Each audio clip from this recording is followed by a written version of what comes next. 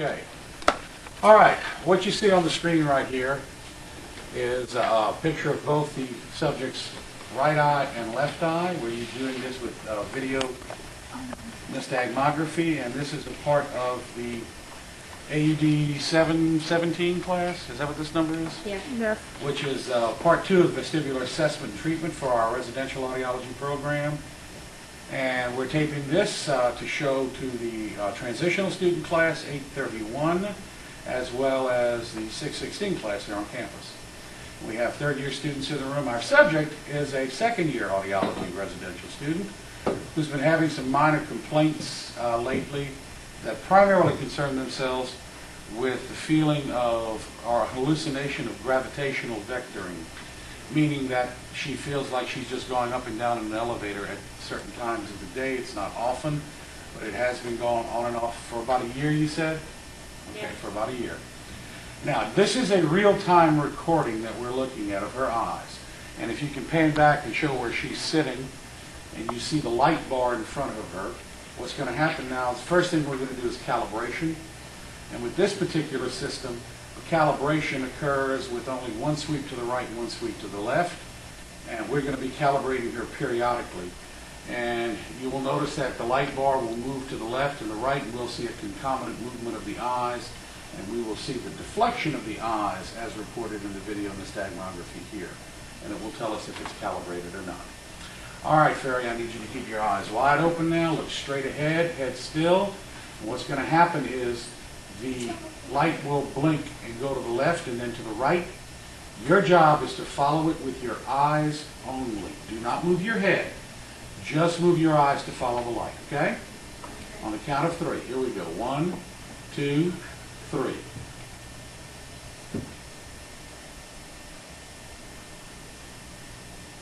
And we saw that's the calibration. If you notice as the light moved to the left, we saw her eyes deflect on the screen to the left, and here to the right, it deflected when it moved. This is the eye tracing here for the horizontal. Can you see that on the screen, Kirsten? Yes. Okay. This is it right here, and since there was no correction made, although we have some squiggly lines here which would indicate maybe some eye flutter or eyelid flutter, it was an acceptable calibration. If it wasn't, the computer would have told us so. All right, now we're going to do a vertical calibration. If I could get one of you guys to go and move the bar vertically without changing the height. And my lovely assistants today are the third-year audiology residential students. Try the other way. It's the course. Okay, maybe she's a first-year student. Let's see. The course is just really tight. Put your foot on the face. Well, now, that's what we'll do. And we're 48 on over this because we're too close. That's on camera. That's more of a way to stand that. I love it. Don't make me laugh. I'm holding the camera. That was Heather's Stop recording, commentary. Not him. This is stop recording. Do a vertical calibration. This time, the light will move down and up. Again, don't move your head, just your eyes. You ready? 1, 2, 3.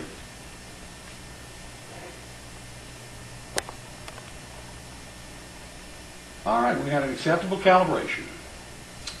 So now we're going to move on. First test we're going to do will be a test for spontaneous nystagmus. And all I'm going to do is have her with her. We're going to block her vision off. We will still see her eyes, but Ferry, you will not see anything. She has no fixation right now. All right, here we go. All right, just relax, Ferry. Tell me a little bit, too, now. Are the symptoms worse in the morning or in the afternoon? Eyes open, please. Eyes open. I think it's like during the daytime. So you've been up for a while? Yes. Okay. And how long do the symptoms generally last? It's really quick. It's as soon as like on the elevator it drops, that's it, and I don't feel anything. Okay. And you're not at Macy's or anything when this happens, right? No. Okay. right, now what we're going to do is we're going to provide her with some fixation. You see a light in there? Yes. Look at the light. There's a light. Now just keep your eyes on it.